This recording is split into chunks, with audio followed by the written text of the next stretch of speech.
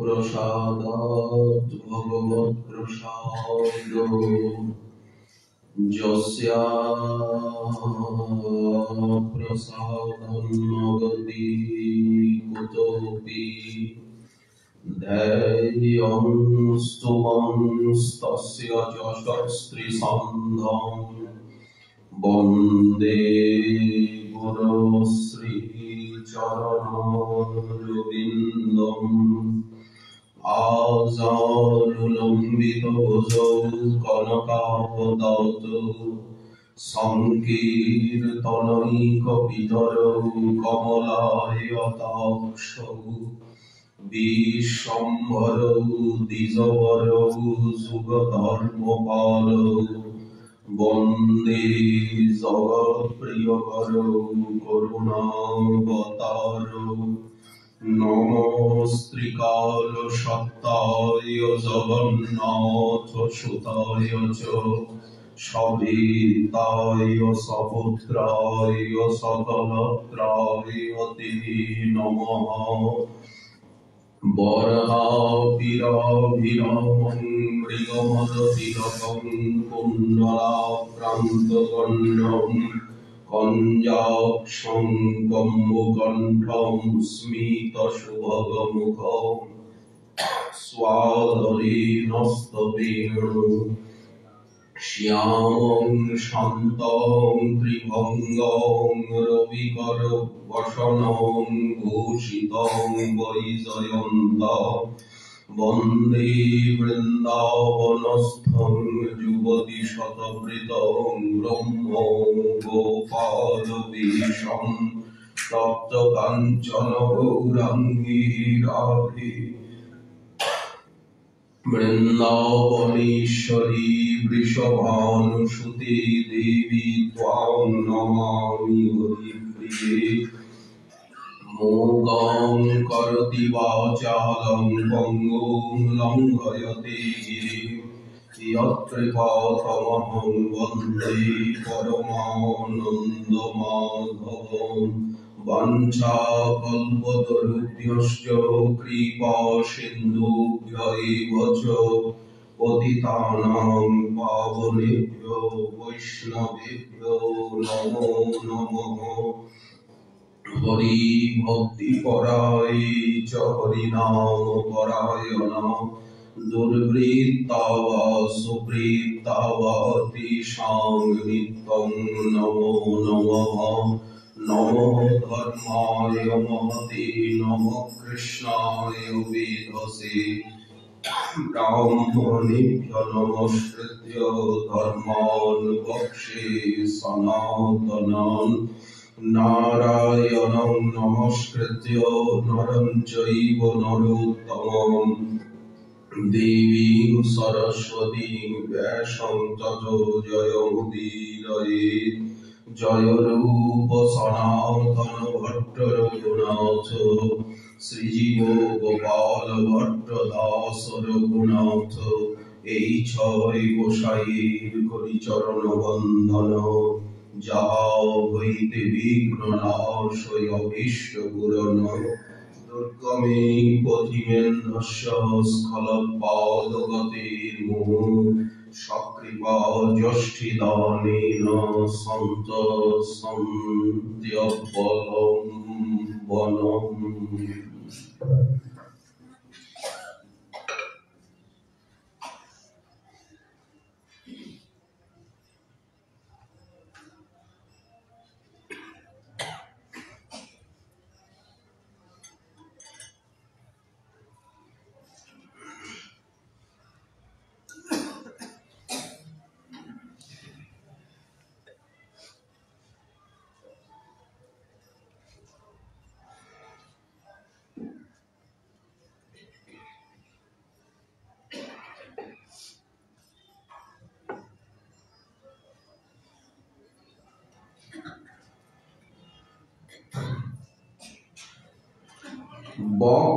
বক্ষস্থলে চ বিপুলং নয়নোৎপলে চ মন্দস্মিতে চ মৃদুলাং মদজল্পিতে চ বিম্বাধরে চ মধুরং মুরলীরবি চ বালং বিলাসনিধিমাকলয়ে কদানু। পরম পূজ্যপাদ পরম অনুরাগী পরম রসিক কৃষ্ণ ভক্ত চূড়ামণি কবীন্দ্র শ্রীপাদ লীলাসু তিনি তার শ্রী শ্রীকৃষ্ণ কর্ণামৃতম গ্রন্থে 66 সংখ্যক প্রলাপে বিরহিণী উন্মাদিনী শ্রী শ্রী রাধারানীর বাণীর অনুবাদ করছেন। সেই কিশোর শেখর বিলাস নিধিকে আমি কবে দেখতে পাব? বক্ষস্থলে চ বিপুলং নয়নোৎপলে চ মন্দস্মিতে চ মৃদুলং মদজল্পিতে চ বিম্বাধরে চ মধুরং মুরলীরবি চ বালং বিলাসনিধিমাকলয়ে কদানু।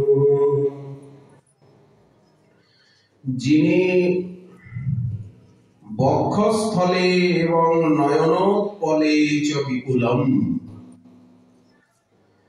যার বক্ষস্থল এবং নয়ন কমল বিশাল, বক্ষের শোভা নয়নে, বক্ষের শোভা এবং নয়নের শোভা। কেমন সেই বক্ষ? বিশাল, এবং নয়ন যুগল বিস্ফারিত বিশাল। মন্দস্মিতে চ মৃদুলং মদজল্পিতে চ, মন্দস্মিতে এবং মদজল্পিতে চ মৃদুলং, মন্দ হাস্যে এবং মদজল্পনায় যিনি মৃদুল। বিম্বাধরে চ মধুরম মুরলীরবি চ, বিম্বাধর এবং মুরলীরবি যিনি মধুর। সবই শ্রীকৃষ্ণের বিশেষণ। কৃষ্ণ স্বরূপে এগুলি অসমর্থ মাধুর্য। সেই বিলাস নিধি বালম কদানু আকলয়ে, সেই বিলাস নিধি কিশোর শেখরকে কবে আমি দেখতে পাব? ইতিপূর্ব শ্লোকে বললেন মন্মথ তাত মন্মথ জনক, যে শ্রীকৃষ্ণের মাধুরী সেটি মধুর অপেক্ষা মধুর, তার লীলা চরিত্র চপল অপেক্ষাও চপল। আমার চিত্তকে আকর্ষণ করছে। আমি কি করব? আমাদের কি দোষ? তিনি যে আমাদেরকে সব সময় তার দিকে টানছেন।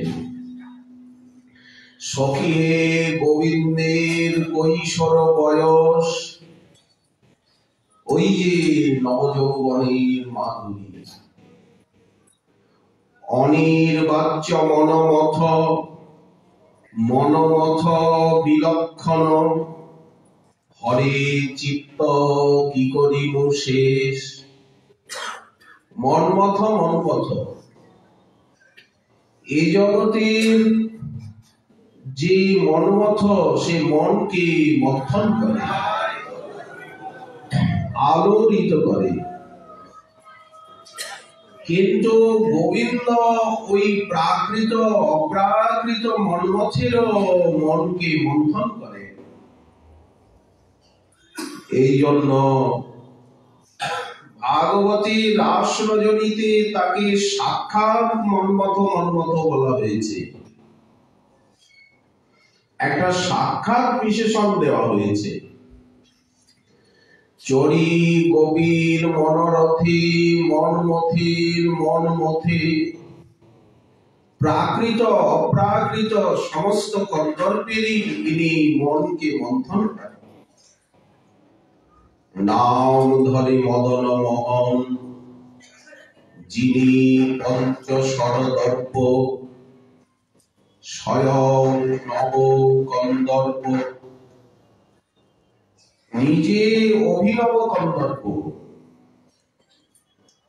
রাধারানী বলছেন সেই অনির্বাচ্য মনমথ, মনমথ বিলক্ষণ, হরে চিত্ত কি করিব শেষ।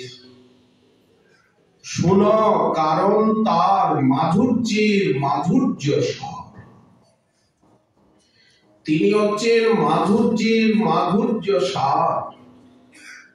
তার প্রতি অঙ্গে অনঙ্গ তরঙ্গ,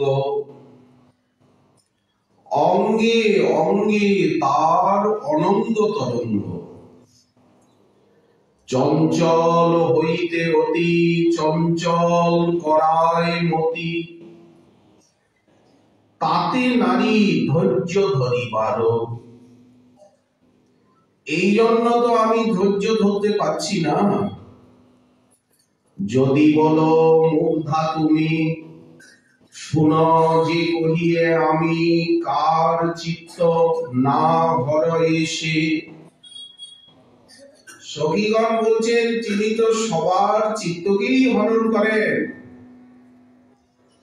নাকি খালি তোমার চিত্ত? আমরা তো এতখানি কাকুলিনী উন্মাদিনী হই না তোমার মতো। তবে তাহা তুমি হেন উন্মত্তা, নাহি দেখি শুনিয়ে কোথা পরধনে লোভ কর বসে। তুমি এতটা উন্মত্তা হলে তুমি পরধনে লোভ করছো। তবে তাহা শুনো কহি, মোর কিছু দোষ নাহি, চিত্তের নাহি গো দোষলেশ। চাপল্য কৈশোর ধর্ম, চাপল্য তাহার কর্ম, চপলতা করে চিত্ত দেশ। তিনি আমার চিত্তকে চপল করছে, তো আমি কি করব? সখী কহে হইল ভালো, ধৈর্য ধরো ঘন কালো। এখনই দেখিও তারে তুমি, সখী প্রবোধ পাইয়া। লালসা বাড়িল গিয়া, তাতে কহে অতি মিষ্ট বাণী। সখী যে প্রবোধ দিচ্ছেন, তুমি ধৈর্য ধরো, এখনই তুমি তাকে দেখতে পাবে। কে বললো পাবে না? তখন তিনি যে শ্লোক তিনি যে কথা বললেন লীলা সুখে, সেই কথাই স্ফূর্তি পেয়েছে, সেই বাণী, সেই উৎকণ্ঠা। বলছেন যিনি বক্ষস্থলে বিপুল আর নয়নোৎপলে, বক্ষস্থলে চ নয়নোৎপলে চ বিপুলম। গোবিন্দের বক্ষের শোভা কৃষ্ণের যেন ডাকাতিয়া বক্ষ, ডাকাতের বুক। কি ডাকাতের মতো বুক, না বুকই ডাকাত?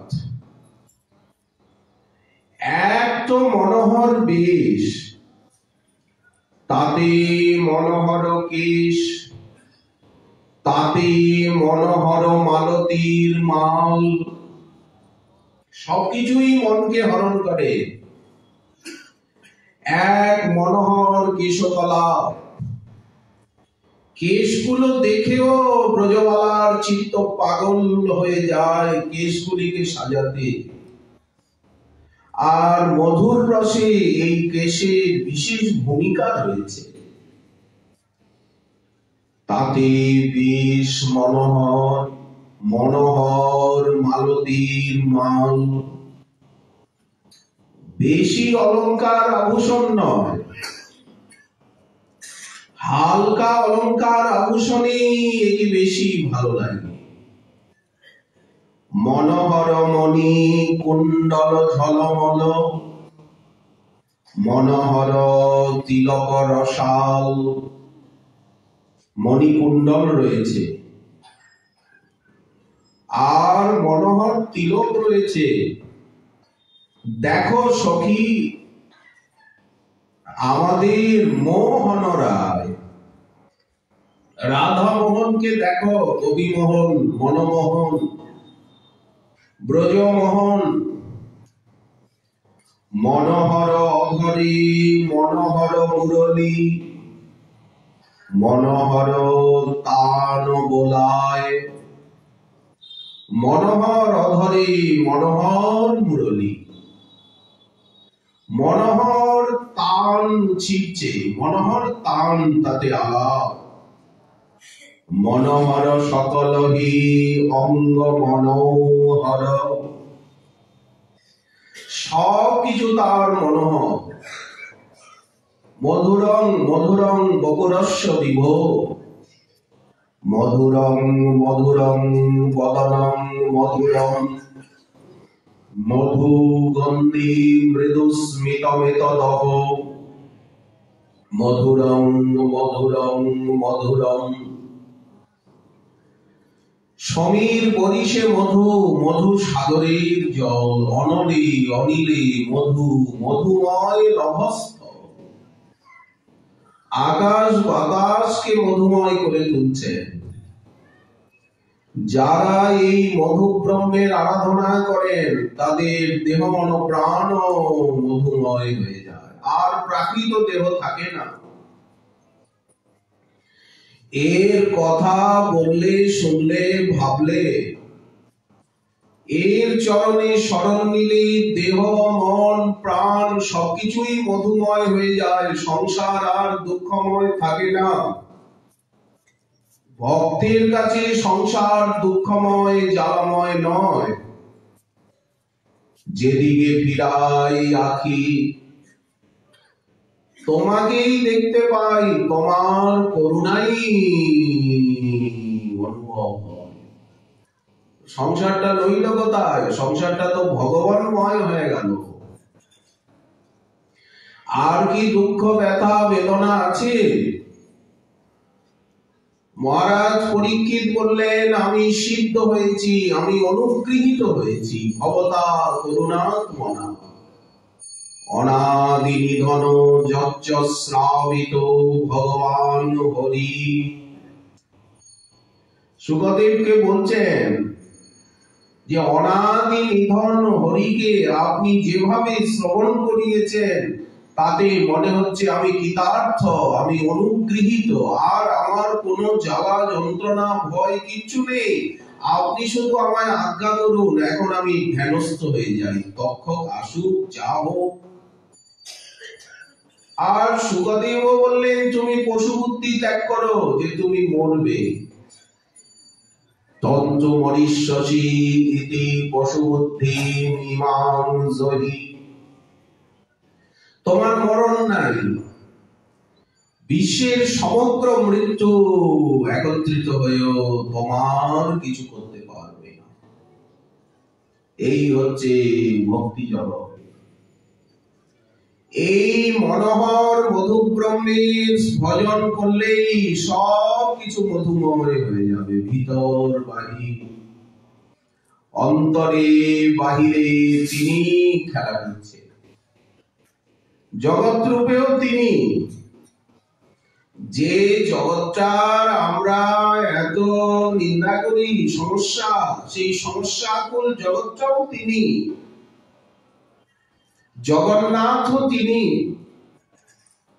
জগন নিয়ামকও তিনি। তিনি এবং তার ত্রিবিধ শক্তির খেলা। কৃষ্ণের স্বরূপ আর শক্তিত্রয় জ্ঞান যার হয়, তার নাহি কৃষ্ণেতে অজ্ঞান। অজ্ঞানের পারে গিয়ে ভাগবতীয় জ্ঞান লাভ করে জ্ঞানবান হয়ে তার আরাধনা। আর উনি বললেন, জ্ঞানবান মাং প্রপদ্যতে। বিজ্ঞজনের হয় যদি কৃষ্ণ গুণ জ্ঞান। এই জন্য শুনতে শুনতে গুণের জ্ঞান হয়ে যাবে। কার ভজন? সেই কৃতজ্ঞ সমর্থ বদান্য। হেন কৃষ্ণ ছাড়ি পণ্ডিত নাহি ভজে অন্য। যিনি সর্বদা ভজন করেন তাকেই তো বিজ্ঞ বলে। বিজ্ঞজনের হয় যদি কৃষ্ণ গুণ জ্ঞান। সর্বত্যাজি সে কৃষ্ণ ভজে, ইথে উদ্ধব প্রমাণ। কাম লাগি কৃষ্ণ ভজে। প্রথম প্রথম তো একটু কামনা বাসনা থাকবে, অর্থ সম্মান, কার না ভালো লাগে? সবারই লাগে, সবারই দরকার। কাম লাগি কৃষ্ণ ভজে, কিন্তু পায় কৃষ্ণ রসে। হরিনাম করতে করতে, হরি কথা হরি সেবায় যখন ভজনের আস্বাদন পেয়ে যাবে, তখন কামনা ছাড়ি কৃষ্ণের দাস হইতে হয় অভিলাষে। তখনই শুদ্ধ ভক্তিতে অধিকার এসে যাবে। তো এই জন্য মনোহর সারা জগৎকে মাতাচ্ছে। মনোহর সকলি অঙ্গ মনোহর, মনোহর চন্দন সাজ। মনোহর কোটি তট, মনোহর পীত পট। এই যে পীতাম্বর পড়েছে কোটি তটে, মনোহর রসনাবাদ। সেখানে আমার মনোহর রসনা বলতে রজ্জু, অর্থাৎ কিঙ্কিনি। কোটিতে কিঙ্কিনি রয়েছে, কিঙ্কিনি পাচ্ছে। মনোহর রসনাবাদ, মনোহর চলনি, তার মনোহর বলনি। তার মনোহর নূপুর পায়। মনোহর বহুরব সবহি মনোহর। কহ কবি শেখর রায়। তার মুরলীর রব মনোহর, তার চলন বলন হাসি মধুরাদপি মধুরম। মধুরাধিপতের অখিলম মধুরম। সব কিছু মধুর। তার ধাম মধুর, নাম মধুর, তার ভক্ত মধুর, তার কথা মধুর, তার সৃষ্টি মধুর। যতদূর তার সম্পর্ক সবই মধুর, সবই রসময়, সবই আনন্দময়, সবই সুখময়। মনোহর বহুরব সবহি মনোহর। কহ কবি শেখর রায়। রায় শেখরের এবং গোবিন্দ দাস কবিরাজের পদগুলি এত মধুর। আর জ্ঞানদাস পদকর্তা কৃষ্ণ মাধুর্য আর লোচন দাস ঠাকুর। কৃষ্ণ মাধুর্য বলতে, মহাপ্রভুর মাধুর্য বলতে অদ্বিতীয় ভক্তি। রাধারানী বলছেন আমি কি করব, কি করব, আমার চিত্তকে সে কেন এমন করে হরণ করে। কেমন তিনি বললেন, বক্ষস্থলে চ বিপুলম নয়নোৎপলে চ, যিনি বক্ষস্থলে বিপুল বিশাল, যার নয়ন কমল অতি সুবিশাল, মন্দস্মিতে চ মৃদুলম মদজল্পিতে চ, আর হাসিতে মৃদু, আর এমন জল্পনা, জল্পনা বলতে কি আলাপ, চাটু বাক্য প্রয়োগ করে, এমন কথা বলে, কথা এত মৃদুল, এত কোমল। বিম্বাধরে চ মধুরম মুরলী রবে চ, যিনি বিম্বাধরে মধুর, মুরলী রবে মধুর। বালং বিলাস নিধিম, সেই বিলাস নিধি কিশোর শেখর, তাকে আকলয়ে কদানু, আমি তাকে কখন দেখতে পাবো, কবে দেখতে পাবো। গোবিন্দের দর্শন সপ্রেম দর্শন। প্রকট লীলায় দর্শন তো অসুর রাক্ষস করলো, পুতনাও তো তাকে বুকে নিল, কিন্তু প্রেম তো পায়নি। তাকে তো তৃণাবর্ত বুকে নিল। বুকে নেওয়া কি, অঘাসুর তো তাকে একেবারে পেটের ভিতরেই নিয়ে নিল, গিলেই। কিন্তু হলো, পুতনা বুকে নিয়েছিল, তৃণাবর্ত গলায় ঝুললেন উনি, অঘাসুর তো গিলেই নিল, কিন্তু হলো কি কিছু। তারপরে চানুর মুষ্টিক সল তসল, যখন মল্লক্রীড়া হচ্ছে মথুরায়, তখন তো ওনার অঙ্গের সঙ্গে অঙ্গ বিমর্দিত হলো, বলাই দাদারও অঙ্গের সঙ্গে অঙ্গ, কুস্তি লড়াই হচ্ছে, কুস্তি লড়াই হচ্ছে। গোবিন্দের বুকে বুক, বাহুতে বাহু, চরণে চরণ, হাতে হাত, গণ্ডে গণ্ড, মস্তকে মস্তক। কুস্তি লড়াই বলে কথা, কিন্তু কিছু হলো। এই জন্য দর্শনটাই বড় কথা নয়। এই যে যাদের চিত্ত একটু কোমল, তারা বলে এটা দেখলাম, ওটা দেখলাম, ওই যে কৃষ্ণকে দেখলাম, এইটা দেখলাম, স্বপ্নে এটা দেখেছি, ওটা দেখেছি। এইসব কথা যদি কেউ বলতে, তো গুরু মহারাজজি চুপ করে থাকতেন। শেষে উনি তো কিছু বলবেন না, শিশুকে কি বলবে, অজ্ঞকে কি বলবে, বিজ্ঞ ব্যক্তি অজ্ঞকে কি বলবে। শেষে উনি বলতেন এগুলি না বলাই ভালো, এগুলি চপলতা, চঞ্চলতা, এগুলি বলতে নেই, এগুলো না বলাই ভালো। আর এর মধ্যে কিছু ভূত প্রেতেরও খেলা থাকে, এটা দেখলাম, সেটা দেখলাম, এটা বুঝলাম, সেটা বুঝলাম, এটা পেলাম, ওটা পেলাম। আসলে এগুলি মানসিক চাঞ্চল্য। সপ্রেম দর্শন, আগে প্রেম, কৃষ্ণ মাধুর্য আস্বাদনেরও কারণ।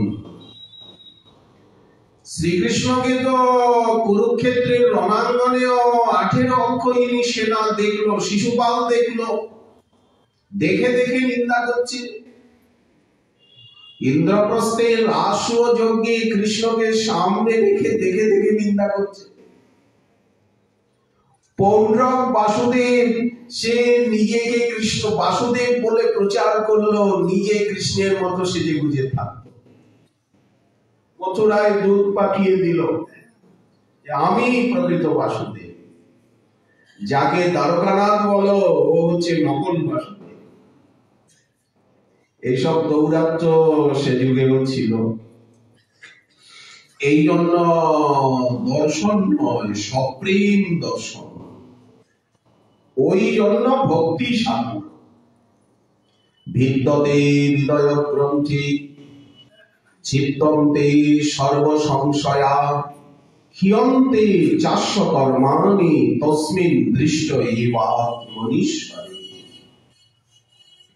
এইভাবে তাকে দেখা, দেখলে কর্মবন্ধন ছিন্ন হয়ে গেল, হৃদয়ের আমি আমার গ্রন্থি আর রইল না।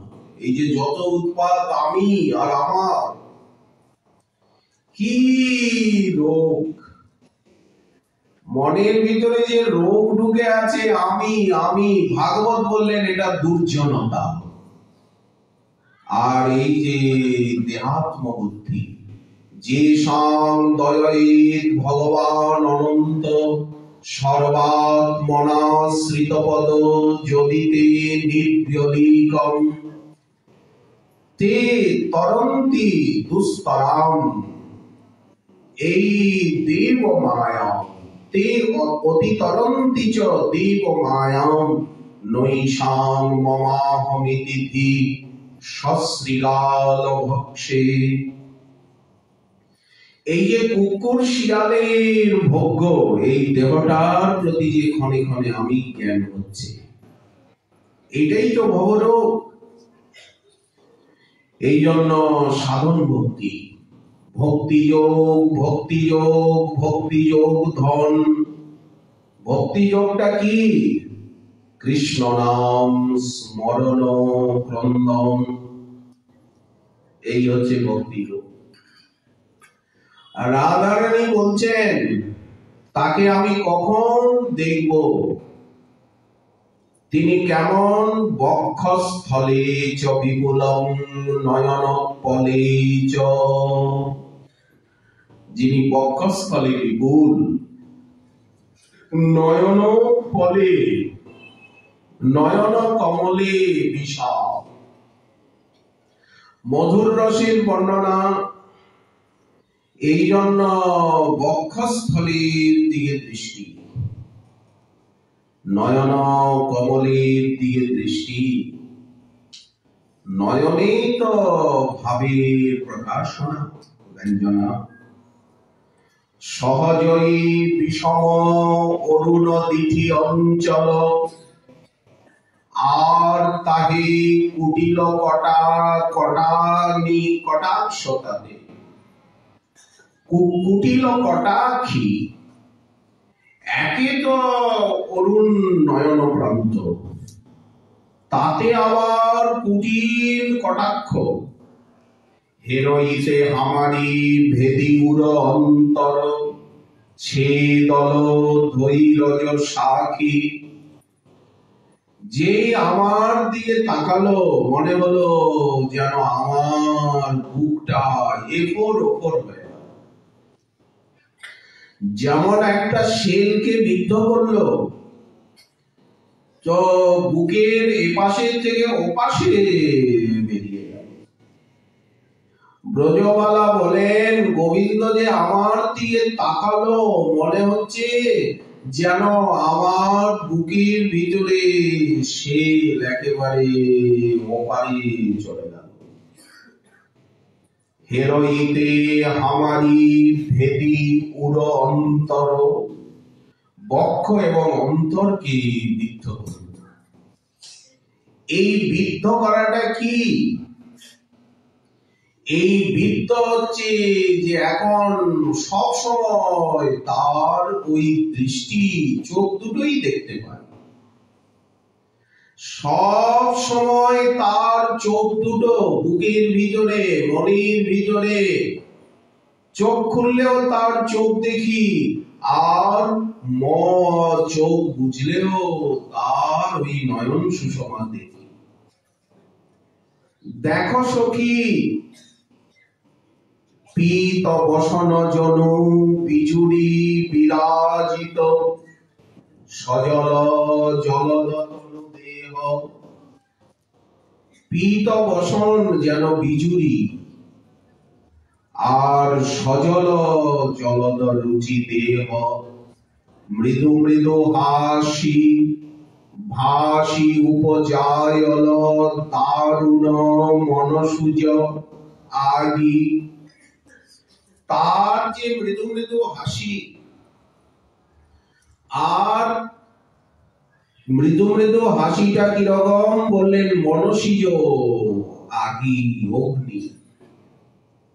গোবিন্দের মৃদু মৃদু হাসি এবং ভাষণ ব্রজবালার কাছে মনে হয় যেন ওটা মনসিজ অগ্নি, কামাগ্নি, আগুন। গোবিন্দকে তারা আগুন বলে মনে করেন। যিনি আনন্দ ঘন, যিনি পরম সুশীতল, তাকে আগুন বলে মনে করছেন ব্রজবালা।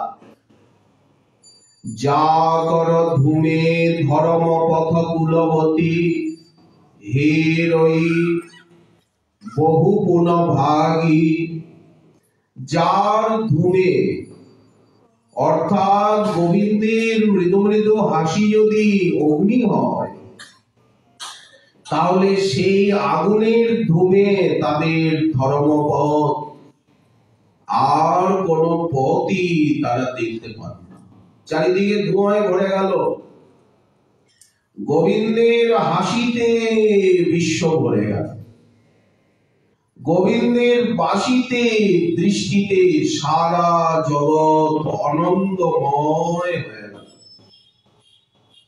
সারা জগৎ কন্দর্পময় হয়ে গেল। তহি পুন বেণু অধরে ধরি পুকারই, দহইতে গৌরব লাজ। আমাদের লাজ গৌরবকে দগ্ধ করতে হস্তে মুরলী নিয়ে আর ফুৎকার করছে। ফু দিলে আগুন আরো বাড়ে কিনা? সখী, যেখানে আগুন জ্বলছে যদি তুমি একটা নলে করে ফু দাও, তো আগুনটা বাড়বে কিনা? গোবিন্দের বাসি, তার দৃষ্টি, তার ভাষণ, তার প্রত্যেকটি আচার আচরণে আমাদের মনের আগুন বেড়ে যায়। এ আগুন মিটবে না। দহইতে গৌরব লাজ, কহ ঘন শ্যাম দাস ধ্বনি ওই ছন, আন আন হৃদয় কমাজ। মহাজনের পথ ছাড়া আর এই বাণী মাধুরী আমাদের আচার্য পাদগণ যেভাবে বুঝিয়েছে, এছাড়া গোবিন্দ মাধুর্য বোঝবার অন্য কোনো উপায়ই নেই। কারণ ওই জগৎটা তো সম্পূর্ণ ভিন্ন না। এখানে রাধারানী বলছেন, যিনি বক্ষস্থলে চ বিপুলম নয়নপদে চ। গোবিন্দের শব্দ স্পর্শ রূপ রস গন্ধ, এই যে পঞ্চ বিষয়, সেই পঞ্চ বিষয়ই পঞ্চেন্দ্রিয়কে সব সময় আকর্ষণ করে। মহাপ্রভু নিজে রাধারানীর ভাবে কৃষ্ণ মাধুর্য আস্বাদন করে আর আমাদিগকে এই উপহার দিয়ে গেছে। আপনি করি আস্বাদনে শিখাইলা ভক্তগণে, রূপ গোস্বামী পাদের ভিতরে শক্তি সঞ্চার করে আর ব্রজলীলা রসকেলি বর্ণনা করিয়েছে। তেমনি পদ পদাবলী গ্রন্থাবলী কৃষ্ণের রূপ শব্দ স্পর্শ, সে যে সৌরভ্য অধর রস, যার মাধুর্য কহনে না যায়। দেখি লোভে পঞ্চজন, এক অশ্ব মোর মন, চরি পঞ্চ পাঁচ দিকে ধায়। মহাপ্রভু বলছেন, রাধার ভাবে সেই গম্ভীরায় যে আমার মন হচ্ছে অশ্ব, এই এক অশ্ব, আর এই চক্ষু কর্ণ নাসিকা জিহ্বা ত্বক এরা কৃষ্ণ মাধুর্যের আকর্ষণে ছুটে যাচ্ছে। মোর পঞ্চ ইন্দ্রিয়গণ মহালম্পট দস্যুগণ সবে করে হরে পরধন, এক অশ্ব এক ক্ষণে পাঁচ পাঁচ দিকে টানে, এক মন কোন দিকে যায়। এই যে চক্ষু চলে গেল রূপের দিকে, কান চলে গেল বংশীধ্বনির দিকে, জিহ্বা চলে গেল অধরামৃতের দিকে, আর স্পর্শেন্দ্রিয় চলে গেল গোবিন্দের কোটি চন্দ্র সুশীতল সুপরশে। এইরকম গন্ধ চলে গেল তার অঙ্গ সৌরভে। সব দিকে টানাটানি, মন পাগল হয়ে গেল। কৃষ্ণ রূপামৃত সিন্ধু তাহার তরঙ্গ বিন্দু, ললনার চিত্রার্থী ডুবায়।